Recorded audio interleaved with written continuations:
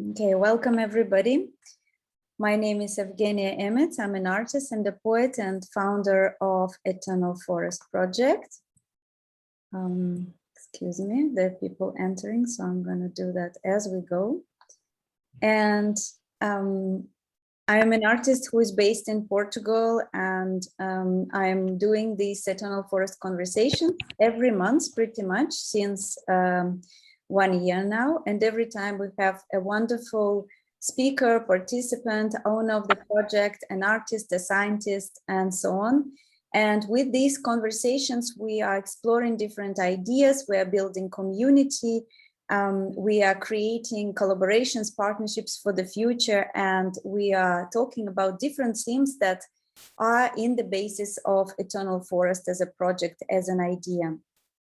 And today we have a special guest, my friend, my colleague, my neighbor in Portugal, Inês Rolo Amado, a multidisciplinary artist and a very active practitioner of deep listening, the practice that we're going to learn about today and that we're going to hopefully be able to use in our life. So Inês, I invited Inês, we've known each other probably since 2-3 years.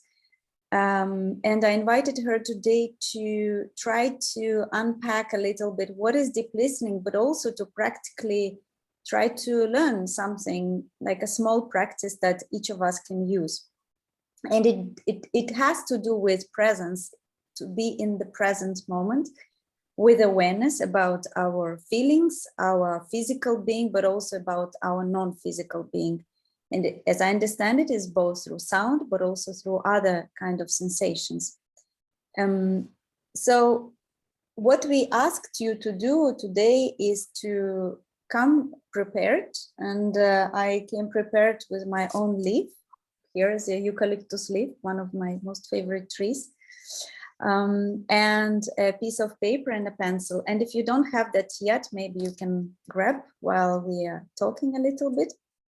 And I'm going to share, just to make an introduction, before I let Inês speak, I would like to share with you a little bit about my own understanding of deep listening practice and why I thought it's a good idea to make an event around it. So my own approach to deep listening is both based on physical aspects, but also non-physical deep listening. And the way I approach it is, especially in the context of Eternal Forest, is I listen to the people, to the communities. I like to listen to their dreams, to their needs, and to their yearnings, things that are they're kind of invisible, and we might be able to together as a community to allow these things to come through. And of course, to the visions of the future, to the visions that are yet to become reality. I will share with you a little bit in the second part of this event, concretely how I explore this in Eternal Forest Project. I also like to listen to the land. I feel that before any artistic, ecological, any kind of intervention, we must listen to the land. We really must understand her being as a sovereign being, as a live being, and then only to act upon our own idea of what might happen on that land. And I'm also going to share with you a little bit my own practice of doing that while creating Eternal Forest sanctuaries. And why I feel deep listening is really important practice to learn. I think it's a lifelong practice we can be learning as we go along, is because it offers us a more holistic vision of ourselves embedded into the cycle of life. Because we, of course, are not separate from nature, but, well, how can we make ourselves really, really part of this circle of life and nature? And how we can explore then going forward our more meaningful presence of being on that planet, on this earth. So without further ado, I would like to hand over to Inês and to let her bring you gradually and slowly into the practice of deep listening. And I would just like to acknowledge, and I'm sure Ines is going to talk about it, that we owe a lot of that work and understanding and popularizing this work to Paulina Oliveros, who created this practice and who shared this practice with so many of us all around the world. I myself saw her with many other women in this case, I believe, at Tate Modern many years ago when I was still living in London, and it was one of the in the Turbine Hall. It was in the balcony of the Turbine Hall, and it was one of the most transformative and beautiful experiences. So Ines, it's over to you now. Thank you, Evgenia, and thank you all of you that are here present with us. It's a real privilege to be here, as I do admire and respect Evgenia's work enormously. That's why I'm here. And indeed, I've known her for a number of years, and from the very beginning that she arrived in Portugal. In fact, I met her in London before she came to Portugal. And in fact, the very first time that we met, she asked me about deep listening. So there you go.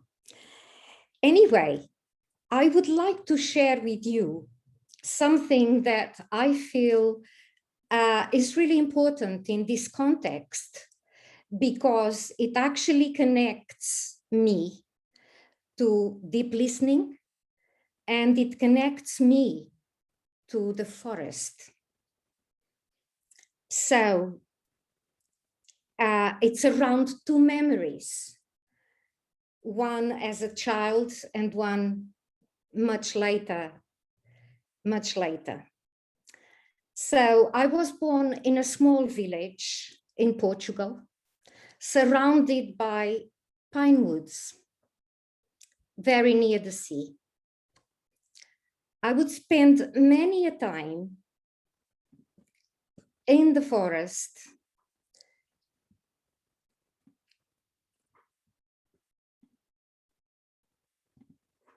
and I would be listening to the forest and also listening to the sea. And many a time, I actually didn't know, I couldn't distinguish between the sea and the forest of pines, as they would absolutely dance with the wind. And in their dancing, there was a sound, a beautiful sound. I was about 7 years old, and I would go into the woods very often. I would disappear into the woods just to listen and to see and to pick up pine cones and needles with which I would play later on. So anyway, my summers were spent mostly in the village, in the fishing village. And every so often I would go with the fishermen in their boat. It was a rowing boat, as it is shown there in the image, a bit bigger than that one, but it was a rowing boat. A very basic thing, but a very beautiful thing. And sometimes during high tides, I would absolutely be covered in water, because I would be in the boat and the high wave would come and splatter all over me, and I would be shaking with cold, but actually also shaking with fright. But that wouldn't stop me from going time and again with the fishermen for their fishing. So amongst the fishermen, there was one who was blind. This blind man was someone I was in awe of. To my childhood eyes, it was more than awesome. And to this day, I believe he was truly special. He was the person responsible for calling all the fishermen, all the other fishermen. And you can see him in that image there. It was really, truly awesome. It was truly an incredible character. He would sense the sea, and he would be absolutely certain of when the sea was fine to go fishing. So he had a conch, and he would blow his conch to call the other fishermen. And throughout the years, he never ever failed. He would be absolutely certain of when to go fishing.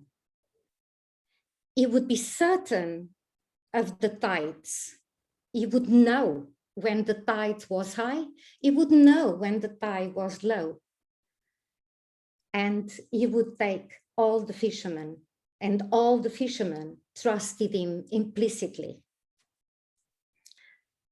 So basically, he knew by heart all about everything to do with the sea. When he blew his conch, I would be absolutely transported through that sound, absolutely, totally transported. I could hear mermaids. I could hear the roughness of the sea or the smoothness of the sea. I could hear all these sounds. But of course, I couldn't. I was a child, and it was beautiful, but that's it. It was just very beautiful, and I love this man. He was wonderful, and he was the main man who would draw the boat. He had strong arms. You can't quite see that there, but he had strong arms. And he would also lift me up into the sky, and I would be the happiest child in the world because he was my hero. His name was Joaquim, but everyone called him Joaquim. In Portuguese, T is like Mr., but a little Mr., a very soft, gentle Mr. Joaquim. So Joaquim had a very special place in my heart. However, many years have went by, and Joaquim died in the late 70s. And I hadn't heard the sound of a conch for many decades, many decades. Then in 2015, I was invited to go to Norway to do a workshop with none other than Pauline Oliveros. And so I went to do deep listening with Pauline and her two colleagues, Ione and Eloise Gold. And it was a real privilege being in Norway, in the Arctic Circle, doing deep listening with these three wonderful ladies. And we had, I believe we had 32 people there doing deep listening. And it was wonderful. And it is wonderful because one of those wonderful people is here today. And it was very special, very special. But what happened was that first thing in the morning, Pauline would call us. So at 5:30 in the morning, the very first morning we were there, I heard this amazing sound. And I apologize, I cannot have this sound here because both Virginia and I tried the sound, and the sound doesn't work online. It doesn't work here. So, but you can imagine, and you can dream that sound, and you can listen to that sound if you so wish. So this was an amazing sound. And at 5:30 in the morning, I woke up with this sound and I thought, am I dreaming? Am I dreaming? My God, where am I? Where am I? Actually, I'm in Norway. This is an impossibility. Someone is blowing a conch, just like DJ King. So I ran downstairs. I was on the first floor. I ran downstairs all the way down, and there's Pauline with a conch, blowing it just like DJ King would have done. And in that moment, I had tears in my eyes. I was vibrating with that sound. That sound was the most beautiful thing ever.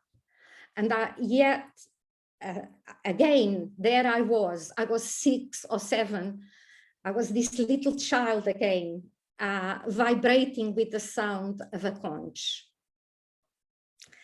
And in that wonderful moment, I felt a deep connection, a grounding, a reassurance of synchronicity and of deep listening in my life. So I would like to say here that high tides come and go.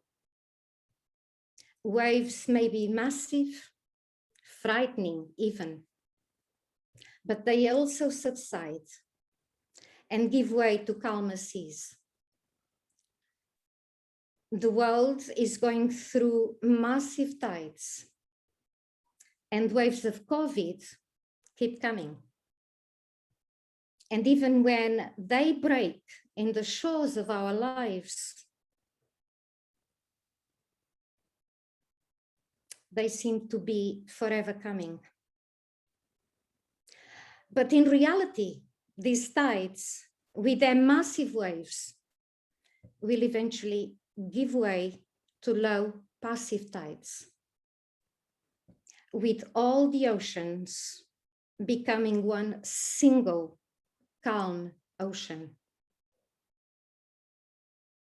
In its immensely harmonious togetherness and total interconnectedness. And if we listen deeply, really deeply, we will be able to listen to Pauline's conch as well as TJ King's.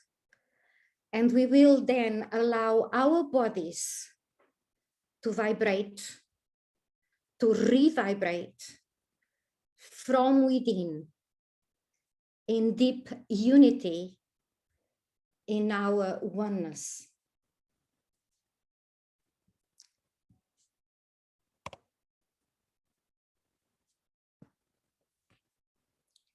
So now I would like to take you through a bit of some workshops that I have done since 2016, because 2016. Could you please, sorry, could you please press play so it's a full screen? Sorry. Thank you. Thank you. So 2016, I did a deep listening course, and it was actually the very last course that Pauline delivered. And so it was a privilege to be there with Pauline. And so I did the certificate in deep listening and completed it at the end of 2016. And Pauline actually died in November of that year. So I then started doing deep listening in various places in London. I did it at the Serpentine Gallery with the research group, and that focused on LGBTQ refugees. I did that in 2018 and throughout 2019. I also did it at Milton Keynes Gallery and so on and so forth. And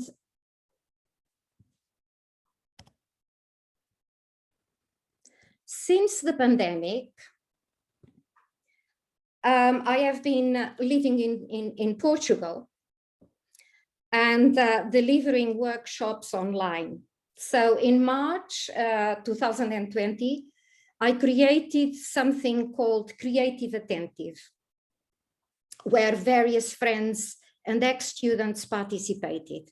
Later on, Creative Attentive became CREA, a creative course run by myself and Paula Rusch, who is here today as well, and where we encouraged people to work in their own field, from drawing to photography to video, performance, sound, writing, and so on and so forth.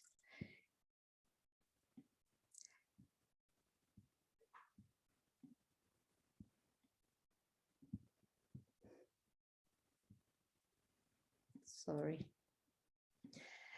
So these are images, various images from people's work. And so, in other words, participants are taken through a series of exercises because deep listening is formed of three parts: listening as such, body listening, and listening in dreams. And this is very important for every participant to be taken through this process, because it is an opening process. It is a creative process. It is a way of actually opening the doors of perception without judgment. Without judgment. We tend to judge ourselves very often. And so through these various exercises, you immerse yourself into being present in the moment, in this moment. Thoughts are not reality. Thoughts are just thoughts, and they take us away from this present moment. Thoughts are very disruptive. So deep listening is a fantastic way of actually focusing, of actually connecting deeply with each other, connect from the point of connecting, the first point of connecting to our inner selves. So deep listening is all of that. In its simplicity, it's very complex.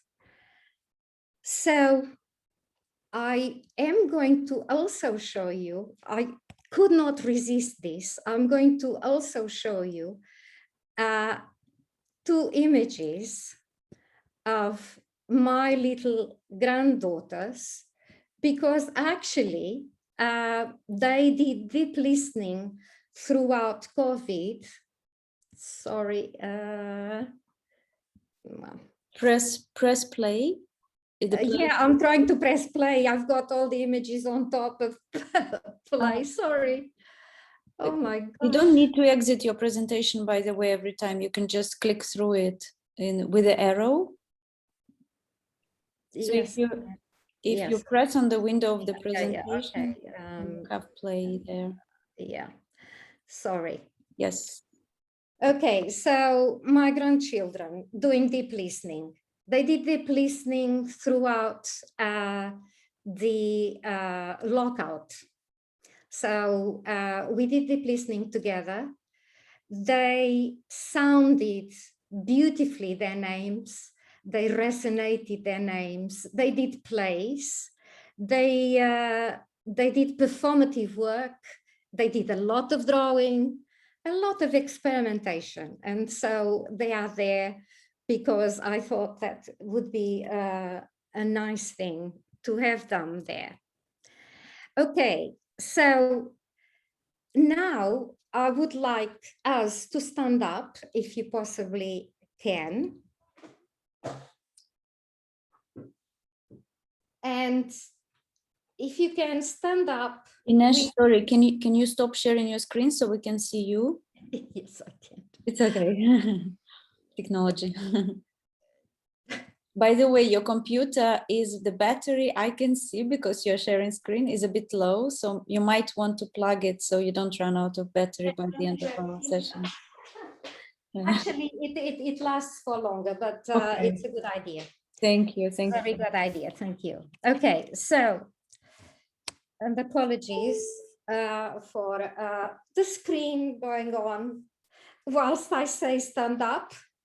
Okay, stand up and position, if you can, take shoes and socks off.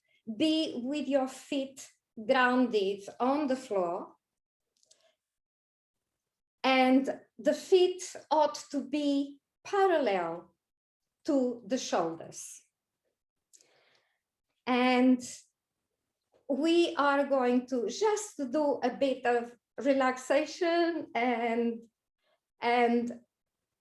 you can jump about, shake it all about, shake, shake, shake, shake, shake, shake, shake, shake.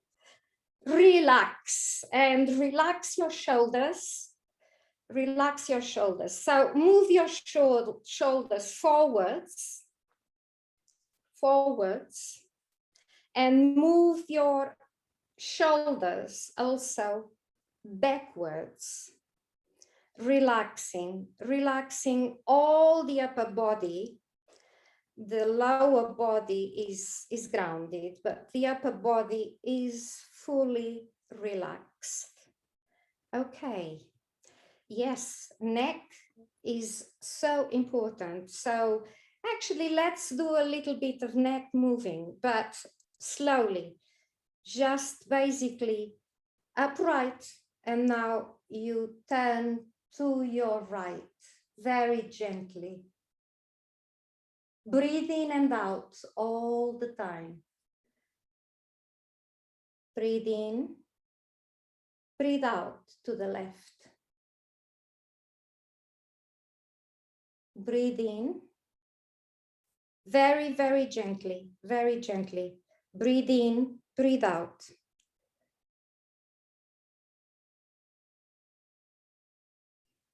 Breathe in, breathe out. Okay, and now close your eyes.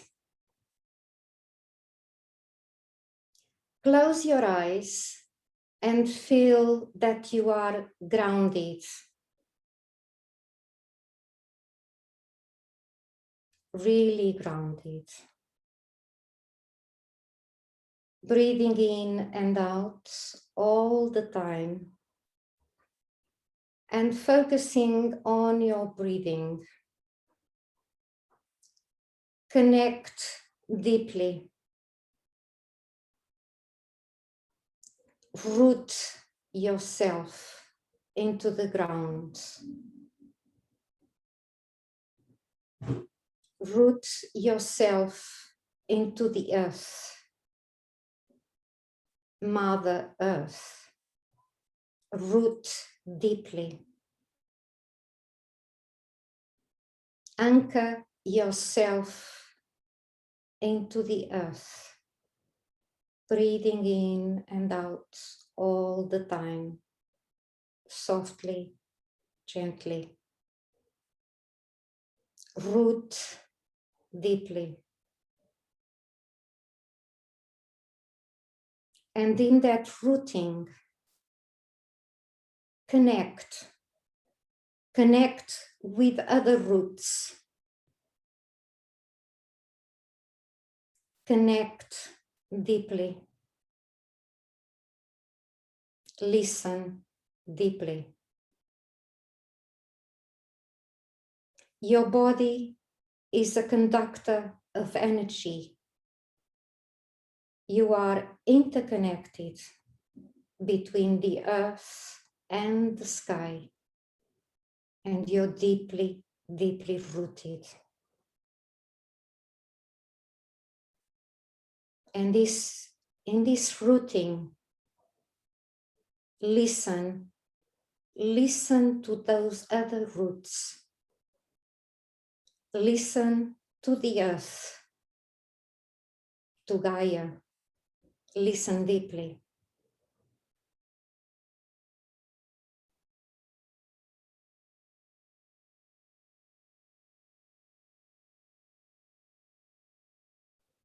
Listen to the forest. Listen to all those trees.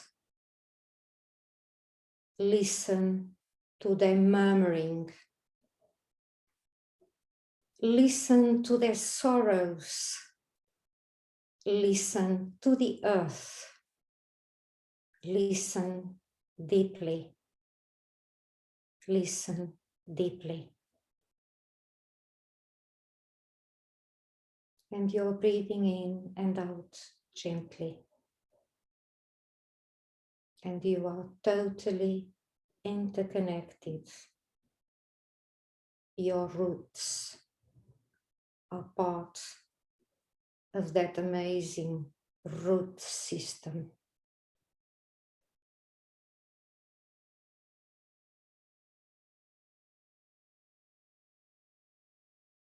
Listen to all that surrounds you in that deep connection to the earth and to the forest.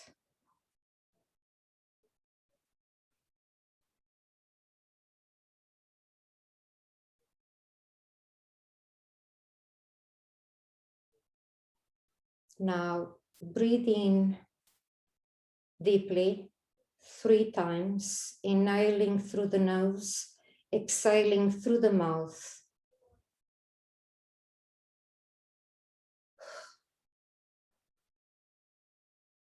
Another time.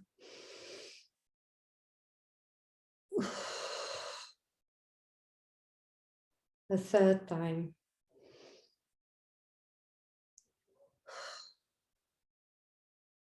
Gently open your eyes.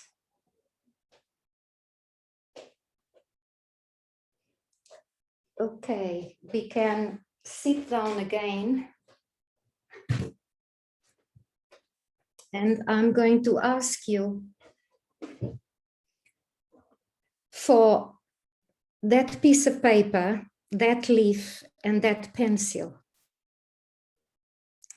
And I would love you to actually pick up your leaf, close your eyes,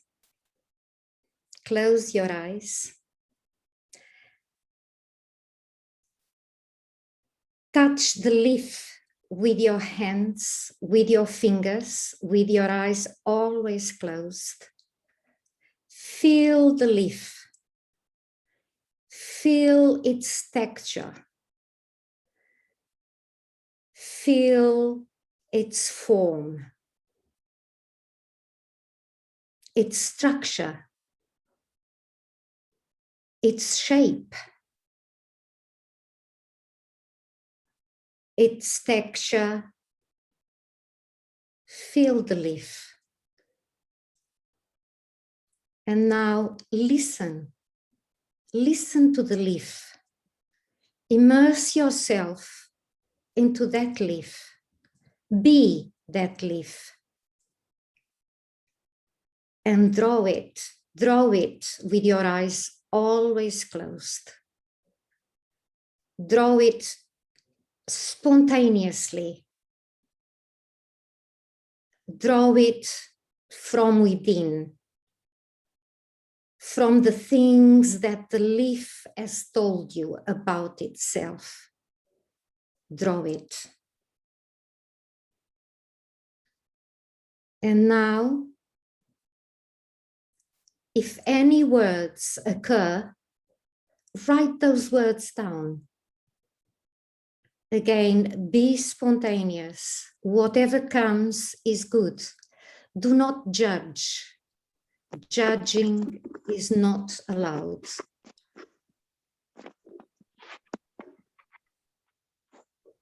Just write whatever comes into your mind. Always with the eyes closed.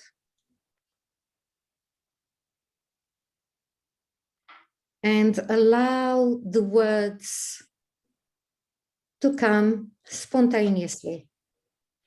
It doesn't matter where they are written, whether on top of the leaf that you've drawn or anywhere. It doesn't matter. Just allow them to come out.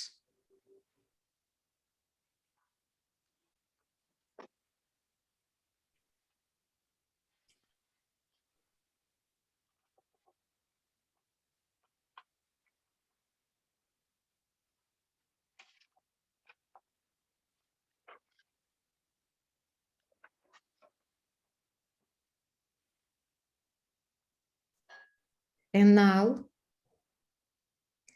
you may open your eyes if you are ready. If not, it's fine.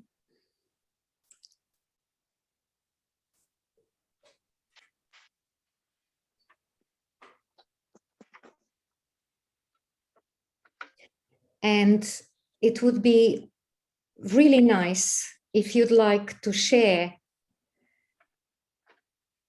with the group here any word that you may feel connected to, your drawing, whatever. There it is. You don't particularly need to read it because it talks.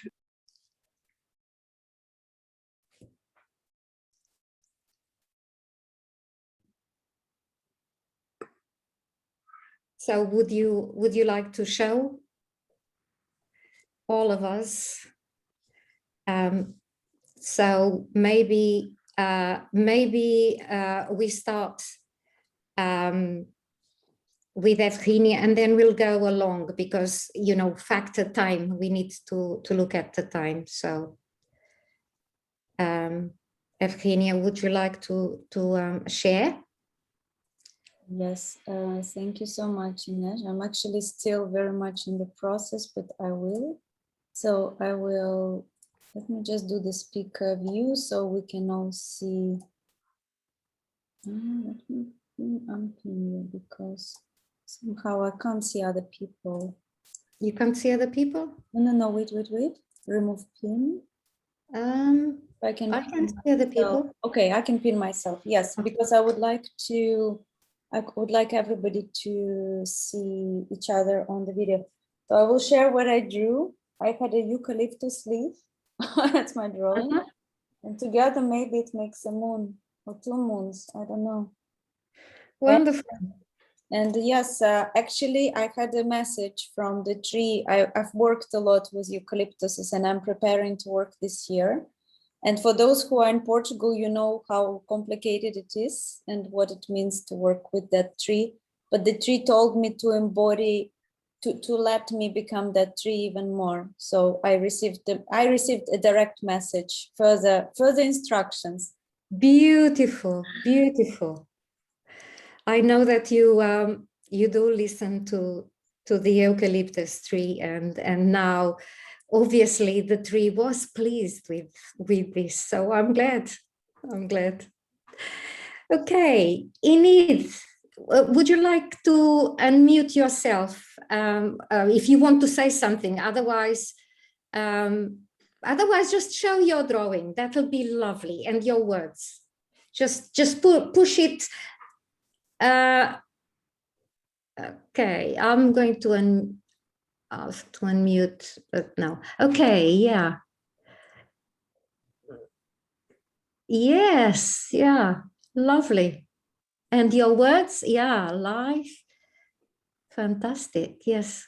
Can you unmute Enid, please? I can only ask, but she needs to unmute herself. I already Unmute, asked. sorry. Oh, fantastic.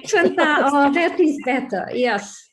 So, there, it's a beech leaf, small Yeah. and green, and I've got soft, gentle, life, living green. Wonderful. That's beautiful. Thank you. Thank you. And that's the reality. And that's the That leaf. is the, Well, I think the reality is your drawing and your words. That's both things. Okay. I think Daniela once raised hand. She wants to share. Is that correct? Please, Daniel. Yes. Hi, Danalia. So we are in spring here in northern BC. So the leaf, I had to ask the tree, the bush that is in front of my house, for permission and to take its leaf, and it agreed and said, come and show me what you're doing with this woman with my leaf. So I said, sure, no problem. And I offered a hair in exchange. What's interesting is that when I drew, you might not be, well, maybe you can see.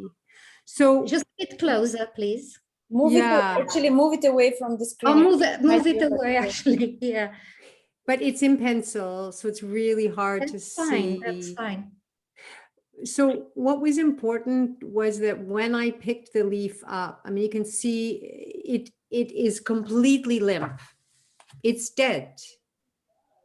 And so in my way of deep listening, what I could still feel was the memory of the radiating life force that was flowing through the tree.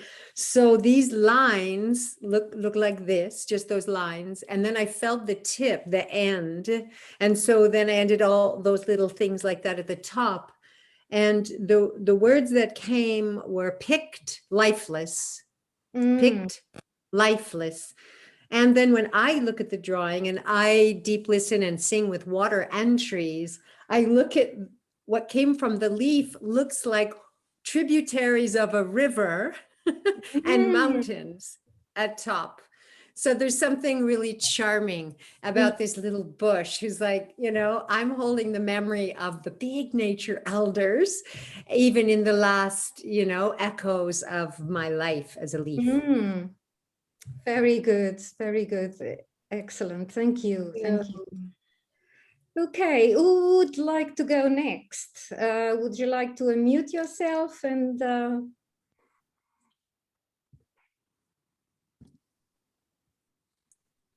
Just unmute yourself and go for. Barbara, would you like to go next?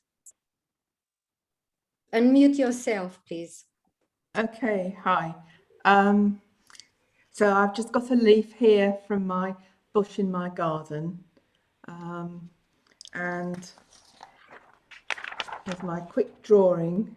And my words were interesting. I've got young, adaptable, community, purpose, home, connection, heat, sadness, and many. Wow, yes. There's a lot there. Indeed.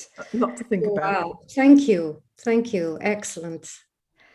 Okay, so Someone else?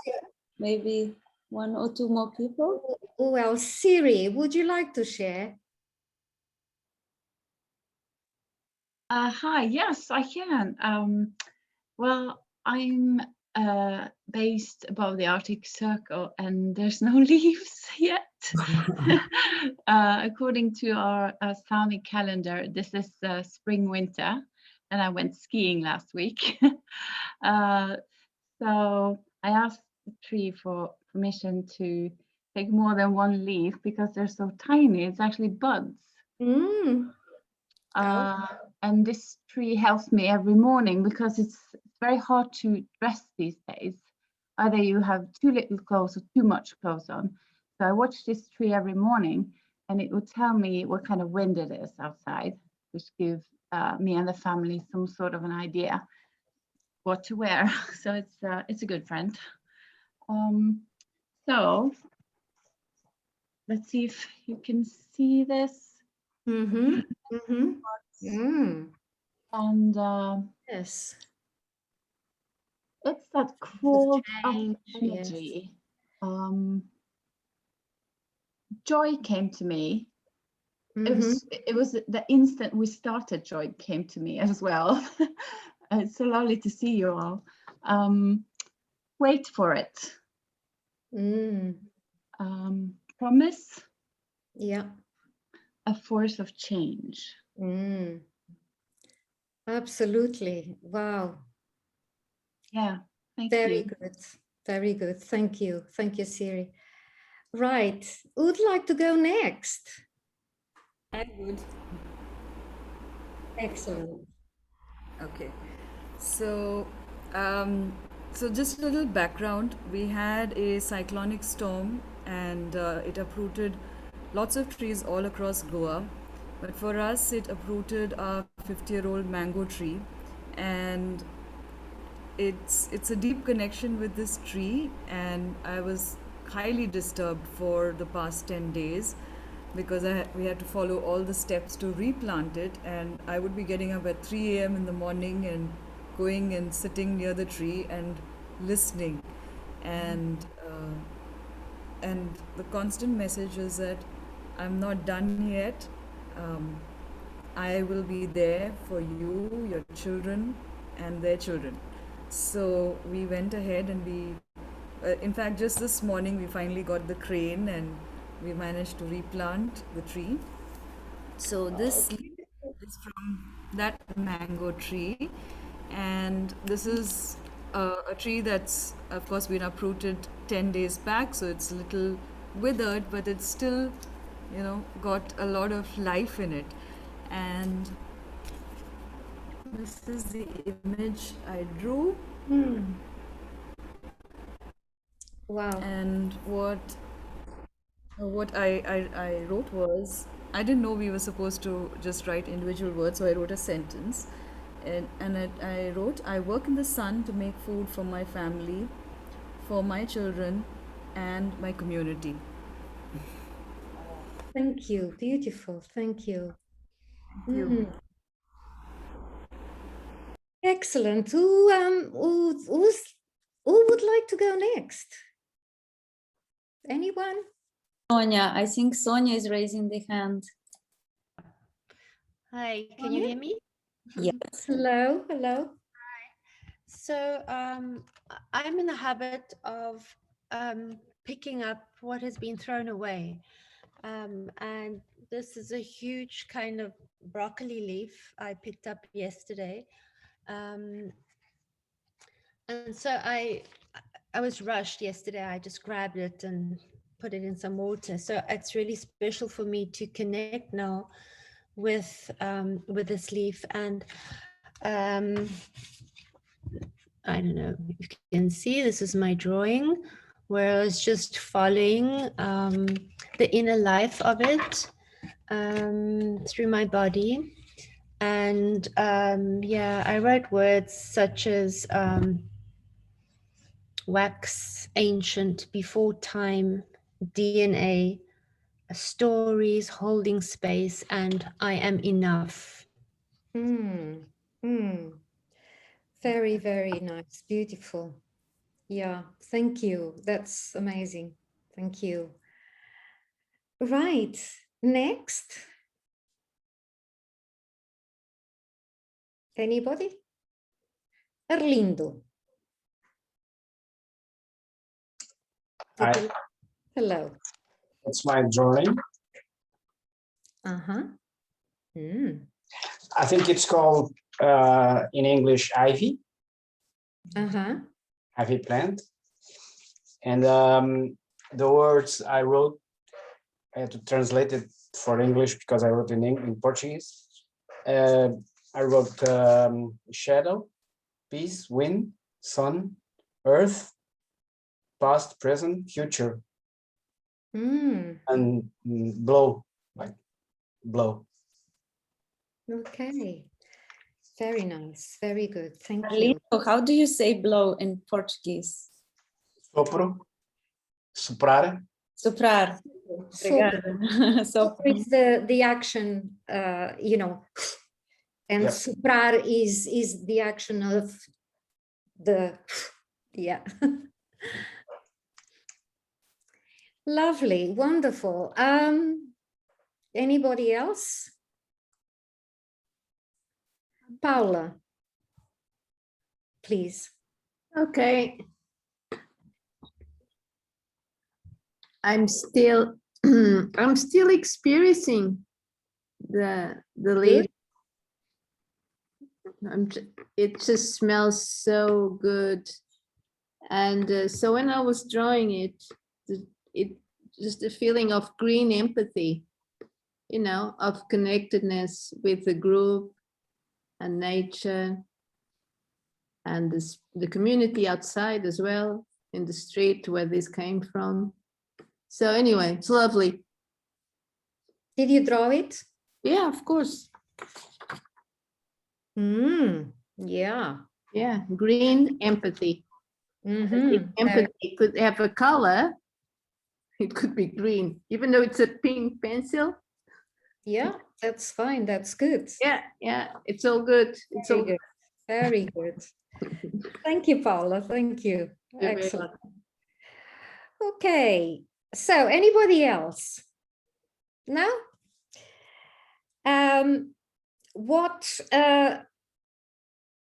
I would like to do now then is for you to go into breakout rooms,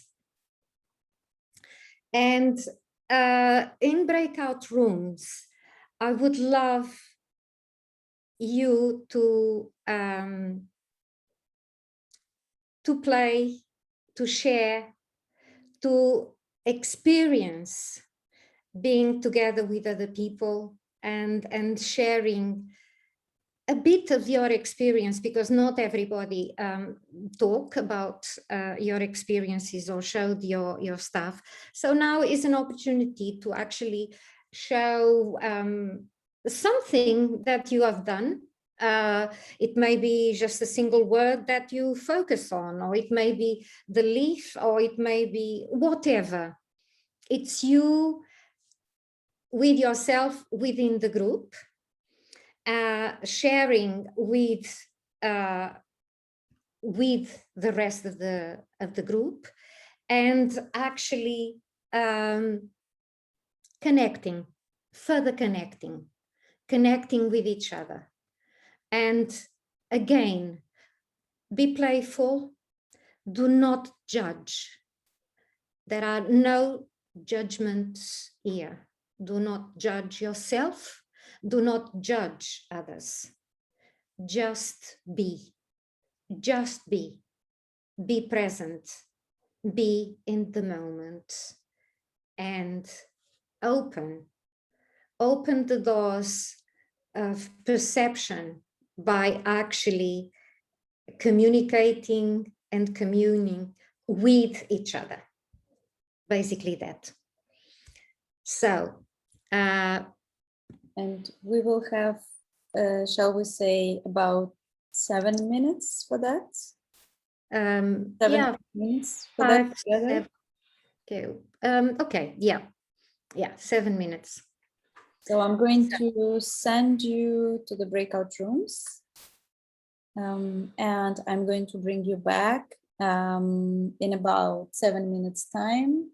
So enjoy meeting each other.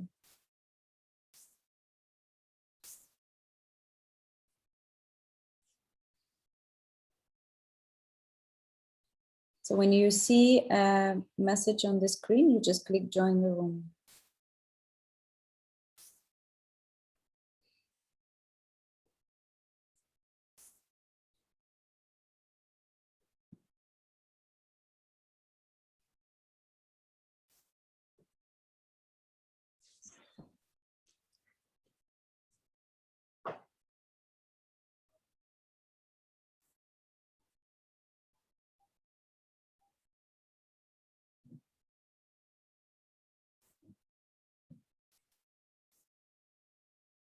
So the people who are still here, I'm going to, Ines, do you want to join a room?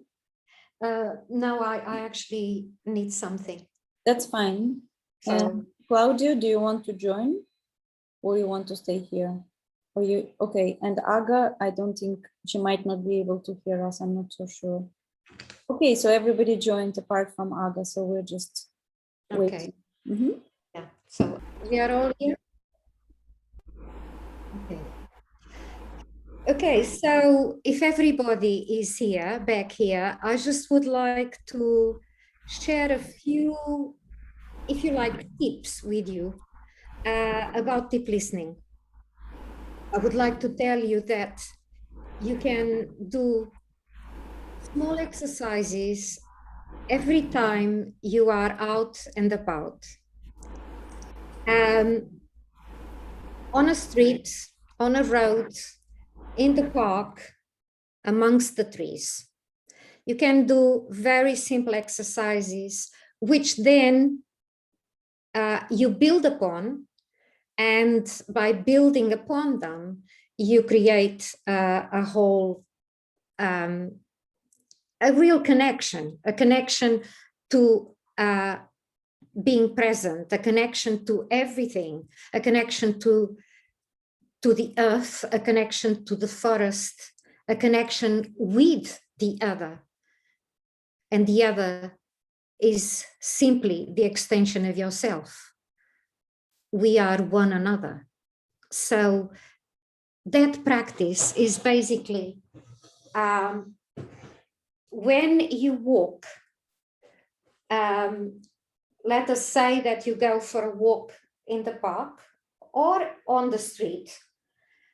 Take 2 minutes out of that walk and walk as slowly as you possibly can. I believe Evgenia has put something on the link that she sent to people of actually myself going through the motion of precisely walking. It's 1 foot. If I'm going to try and show you. Pauline Oliveros does this beautifully. I can't see myself now, so I need to see myself. Basically,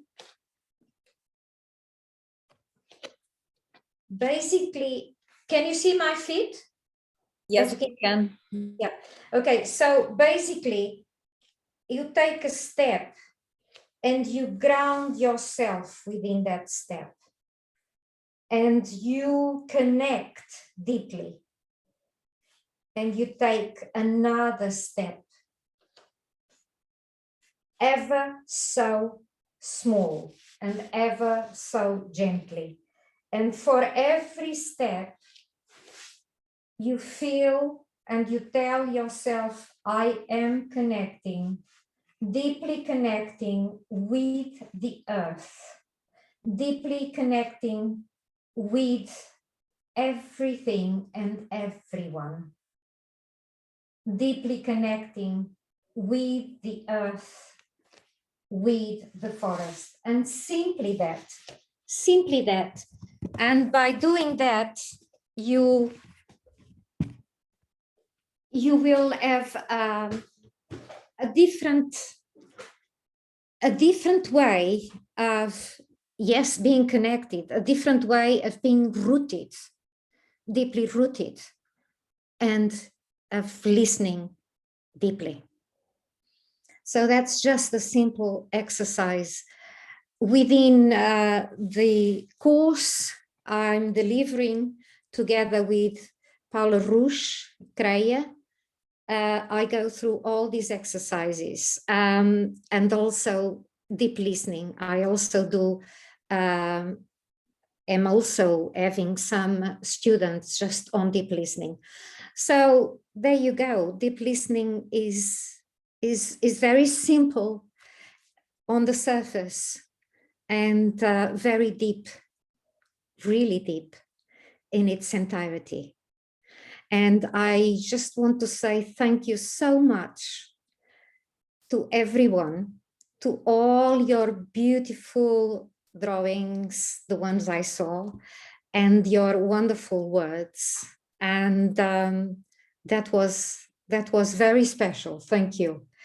And to you, Evgenia, my friend, I thank you.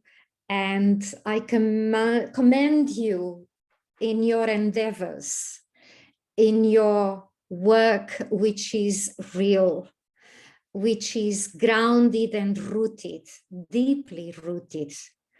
So I commend you, Evgenia, and let's hope that many forests are saved, many trees are going to be connected and interconnected through eternal forest.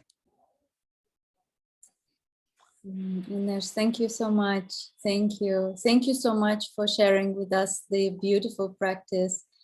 I really loved that last bit when you showed us how to ground and how to really go deeper with every step.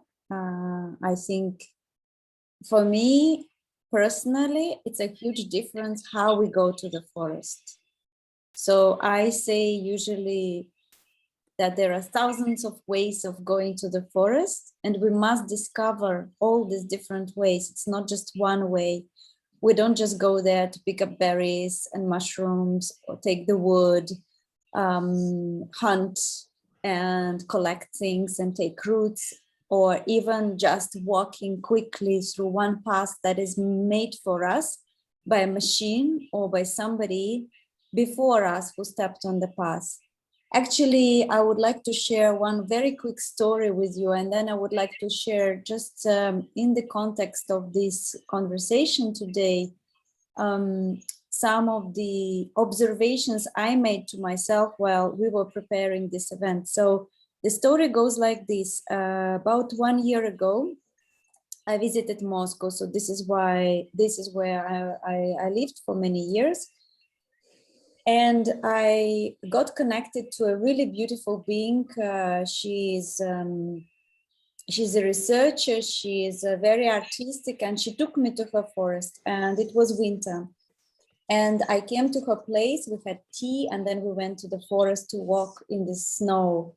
And a winter forest is something very different. Those of you who live in the north, you know that we make the paths, we always make new paths after the snow, because the snow covers everything. The snow really hides all the paths of the animals and the human paths. But we entered the forest and she started taking so somebody is unmuted. So what she told me as we were walking, she told me, well, look very carefully. Maybe you don't have to walk through the human path that has been made for you. Maybe you can take your steps into the forest away from the human path and then see what happens. And somehow this story came back to me right now as we speak. And maybe this is something I would like to offer to all of you.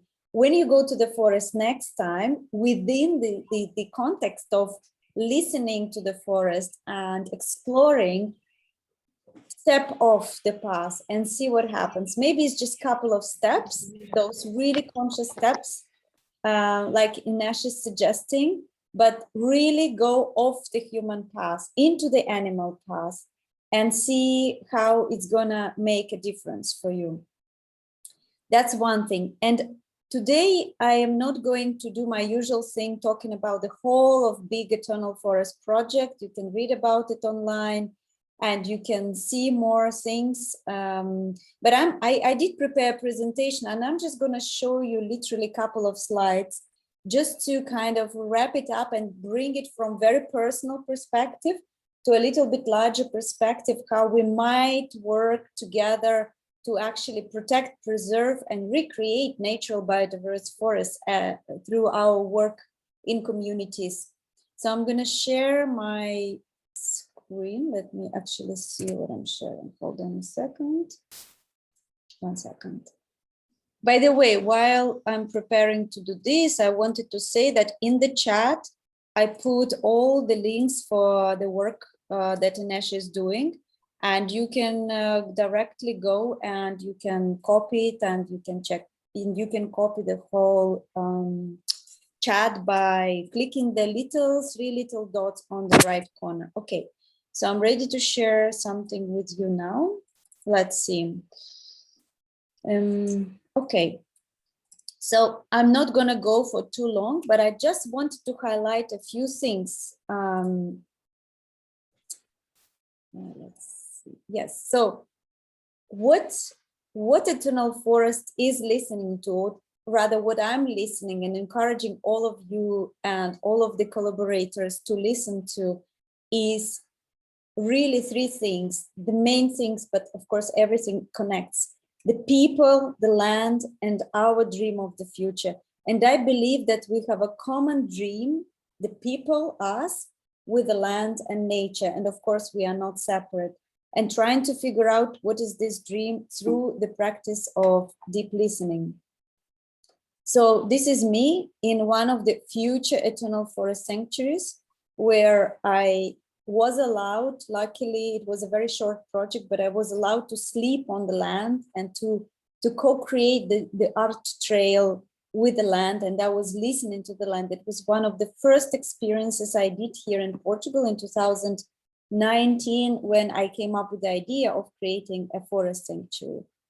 And so today I would like to take you through, in literally 5-7 minutes, through the story of Eternal Forest as I can see it now, reflecting while preparing for this event through the practice of deep listening, because it's really what I did and what I keep doing. And I feel it's really something that has potential. So I ask with this project several questions, and here are the questions. It's about how art can contribute to deepening our relationship with nature. How can we all contribute to regenerating biodiversity? How can art help bring together communities to care for the present and the future forests? And how art can change relationship with time so that we can become good ancestors for the future generations. And the first thing that I said for me is really, really important, and I think it's going to be crucial in protecting forests, is listening to the people, listening to their needs, stories, and dreams. And intuitively, without so much thinking, this is something that I did. This is something that I did in 2018 when the project started with the same name, Eternal Forest, but without idea yet to create Eternal Forest sanctuaries. So I'm going to see if I can actually play for you what came out from the intention of listening to people. It's a trailer, the film is available. And if you have never seen the film, you can ask me, I can send you a link later. So let me know if you don't hear anything, let me know, please. If you can hear, that's fine.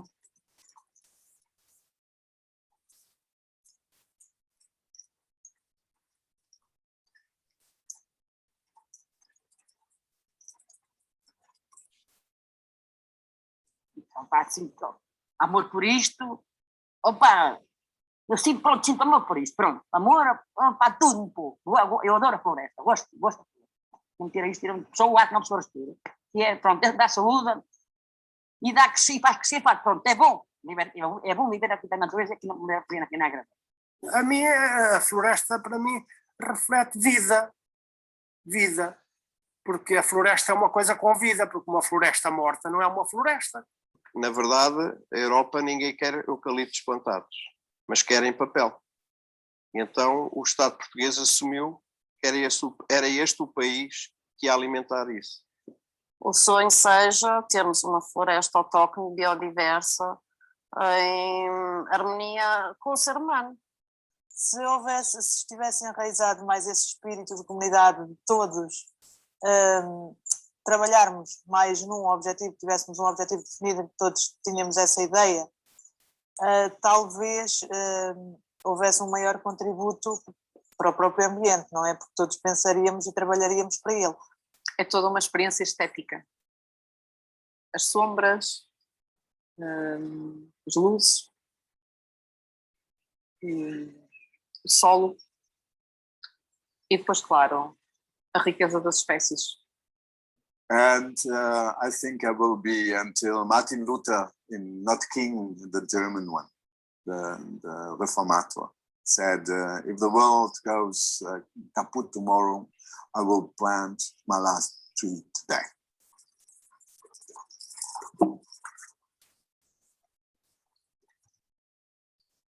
So just to continue on the same idea about listening to the people, this is a slide which shows 3 out of many screenings of the film I have done. I went in a very intuitive way. When the film was done in 2018, the trailer that you just saw, I just went all over Portugal, and I went also in some places in the UK, and I was showing the film, but not only showing, I was asking people questions, and I kept listening to the questions that were coming back to people. So the whole project, the whole idea started transforming in my mind from one thing that became another. So that listening to the stories, the dreams, the narratives, I believe it's incredibly important. And for me, it's really the basis of my work.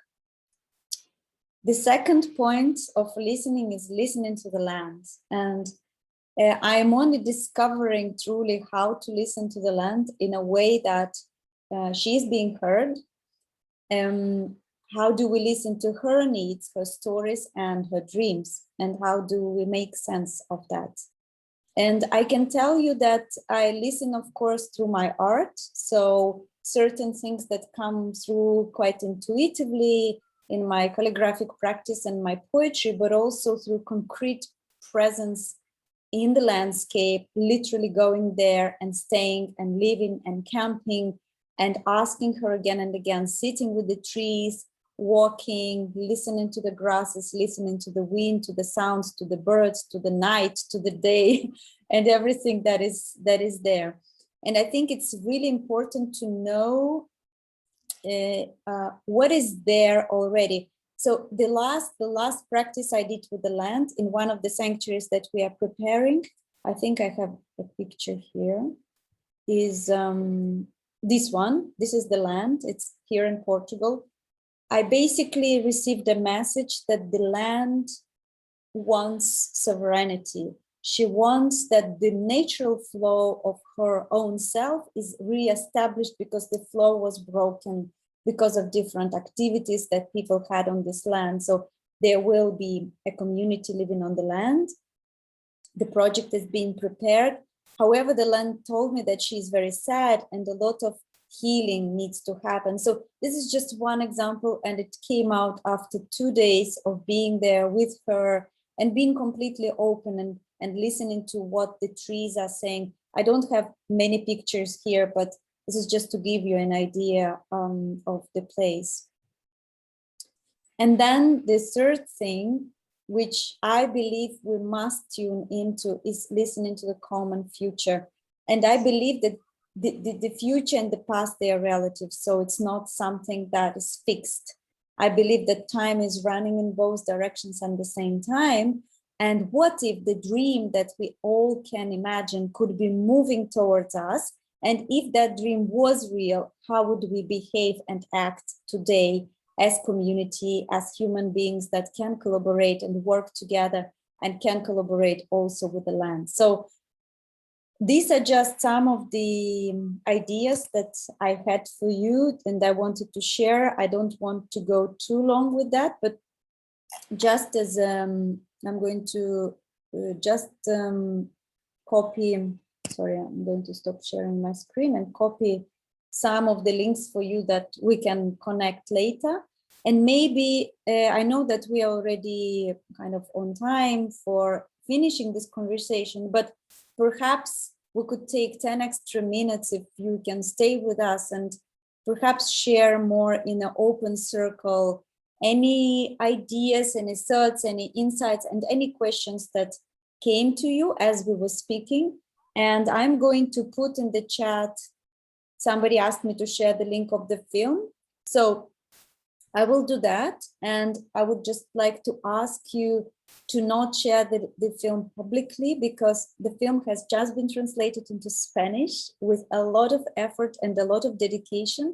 And we are sending it to television and cable. So we are hoping that the distributor will take it and it will be shown to many more people. But within that community, I'm going to share it with you, and please watch it and let me know what you think. So at this point, I will just invite you to unmute your microphone, or you can raise your hand and please share what is alive with you at this particular moment, or if you have a question.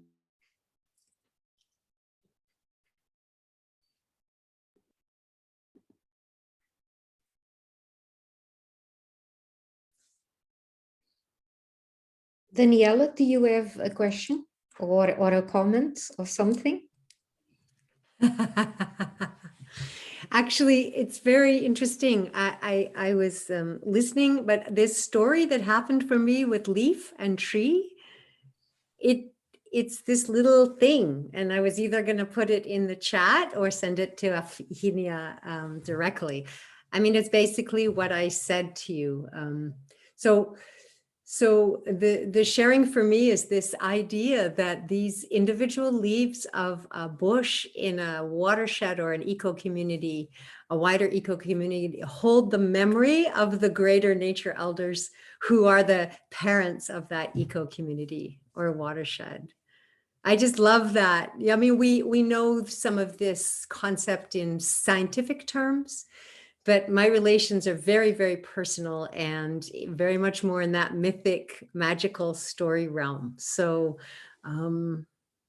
so that's the piece that I carry and bring back in my work with deep listening and sound weaving with people, is actually supporting them to build very personal one-on-one relations with particular trees and particular bodies of water where they live. And it's premised on the relation that those trees call us, right? And that draw to them is them calling us, and then discovering why is it we know each other and how can we live and grow together. So Absolutely. Yeah. Yeah. Support each other. Thank you. Thank you. There's another Daniela Cato. Yeah. Thanks very much, Ines and Evgenia. I was fascinated by Evgenia, your mention of your calligraphic work. So I just wonder how it connects with the forest. How is the forest a place of writing for you, especially calligraphy? Oh, thank you. That's a great question. Thank you so much for asking. I know I skipped through a lot of slides today that I usually show, but I show it every time, and of course all the work online, but I will explain. So I've always been writing poetry, and poetry has been my primary way of expressing myself before anything else, before visual art. And then I found a camera, and then I did photography, and then I did a lot of other things, including really complex interactive art. However, poetry has always stayed with me. And what happened is, at some point, there was this moment when I realized that I can actually connect poetry and visual realm and sound that is coming through kind of the voice. So my inner voice and the voice that is visual voice. And I got fascinated in something called visual sound as well. And I explore it through many different ways. But ultimately, calligraphy remained for me something that is the deepest way I can express when I write, when I have a chance to write, and then I can put it into the calligraphic form, which sometimes is legible, sometimes it's completely abstract. And how it connects with the forest? Well, it does. So all the latest cycles of poetry I've written from 2018, 2019, 2020. There is the latest work that I've done. I've written about the forest, but the last bit, and you will be able to see it soon because the film is going to be released. The whole cycle of poetry is written from the perspective of the land. And that's what I mean by really, when we listen truly to the land, there is something that can happen, and that happened to me. So the land told me that I must write from her perspective. So we must completely shift. We must go further, and we must reimagine ways. We must go away from the descriptive. Of course, there's so much beautiful poetry in the world when people describe things in the most beautiful poetic way. But I was working in Mertola, in one of the most dry, difficult areas. And that land told me I have to write from her perspective and speak to the people from her voice. And I will be sharing that work soon enough. So when poetry is written, it becomes calligraphy. Sometimes calligraphy becomes poetry. But I also talk to the forest through my, so Eternal Forest Manifesto, which I will share here as well, is a video that is written. It's like a central work of Eternal Forest. And through that, it's a calligraphic work, but it's also poetic work that I read to all the beings of the forest, not just the human beings. Thank you. Share the link to the film, by the way. There is YouTube link, so you can have a look. Yes, how to distinguish when the human layer is operating, when we are listening, receiving from our nature relatives. Yes, I think it's very, very important. I think we are conduits. I think human voice is incredibly powerful, and what we do with our with film, with visual art, with performance art is very powerful. But in the end of the day, we're also kind of channeling certain things, and I think, I think we need to be aware where is the human and how the filters are working. Aware and sensitive too. Deeply, deeply connected, deeply listening in depth. Yeah.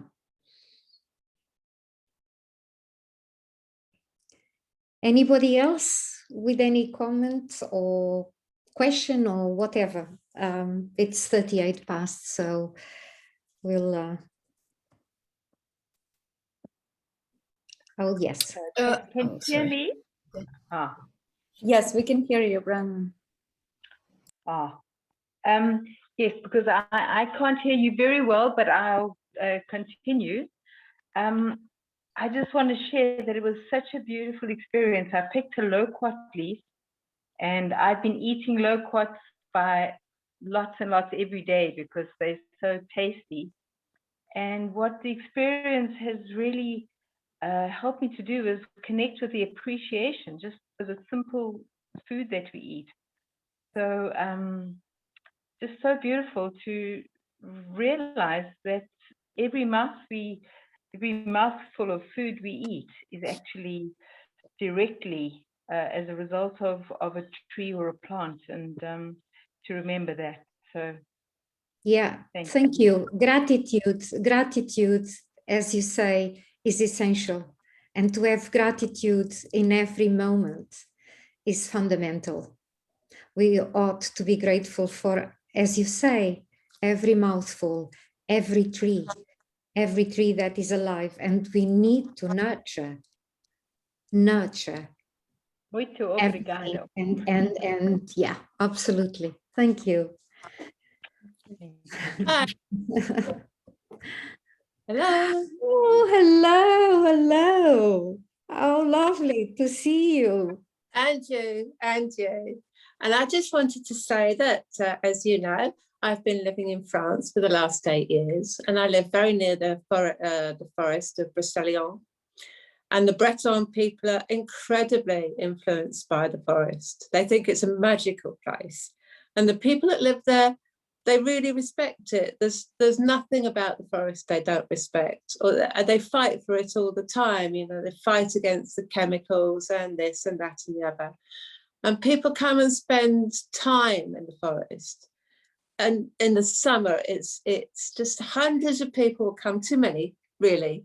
But everyone's brought by a love of the forest and a total respect for it. So, I mean, you know, they come, they go, and they don't really make an imprint on it. They just spend some time and they go. And I was very lucky to live next door to an exceptional man that he devoted his life to planting trees. He had no legs. He had a very difficult life, but he planted hundreds and hundreds of trees in our valley, about 500-600 trees. It was a lot for him, and it took him many years to do. And I think the people there have a great respect for their surroundings, but the Forêt de Brocéliande is particularly a magical place for them. And it was a really interesting place to be. Thank you, Esme. Thank you. And thank you for being here. I hadn't seen you. No. This is a very special friend. She was my student quite a few years ago, and we've always been in touch, and it's wonderful. Oh, fantastic. Lovely to see you. Thank you so much. I'm actually really excited because I'm going to be in France in June, and I'm hoping if I have extra time, I'll go visit some forests there. I wanted to say that I think we are slowly wrapping up. What I wanted to say is we have next event, not in June, but in July. And it will be Eternal Forest Conversation with Flux. Flux is a project, and one of the artists of this project, Mickey, is here. So please follow, she's waving to us. Follow the link on Eventbrite. I mean, you will all receive the link. I just wanted to say that because I'm really excited about this next conversation, and you can read all about it online. It will be about forests in a completely different part of the world. And I just wanted to say that I'm really happy to hear that in Europe, there are people who adore their forests and protect and support. And I am also happy to feel that there is a growing number of people who are doing this. So it's great. And if anybody has like a burning wish to share something else in the next 1 minute, alternatively, we're just going to say goodbye to each other for now. Ishart, it seems like you are sitting there and your eyes are sparkling. Yes, I would like to share. Yeah. Please go for it. Yeah, thank you so much. I think for that forest and listening and the deep grounded connection, I feel that the introduction with silence is very important, and silence has its own layers. When people trying to listen that silence has its own layers and own different kind of layers that has its own voices. So I feel recently that experience when I started exploring in park, and it was amazing. I had that experience. I can hear the voices of the immediate one and the other one, and there was a different kind of layers of silence. I experienced that, so it's amazing. And you fascinated me very amazingly, because I write too, and I can relate to that poetry and connection with nature. So thank you so much for this amazing event. Thank you for your comments, because you are absolutely right. In silence is totally present in sound. Yeah. And it is the spaces in between that are actually so very much layered and so full, so absolutely full. So thank you. That was a very beautiful and sharp comment. Thank you. Ines, I have a suggestion that just came to me like a little vision through what Ishart was saying, and based on what kind of event we have today. I would like to make a proposal that maybe we take a minute of silence, also in memory of Pauline, and maybe we go away in silence as well. So I think that is very important. Each other silently. So just maybe unmute yourself and let's have a minute of silence together, and then we leave. And I would like just to add to that this is not just in memory of Pauline, because I believe and I know that Pauline is here with us. She is present, and in this presence, we are together.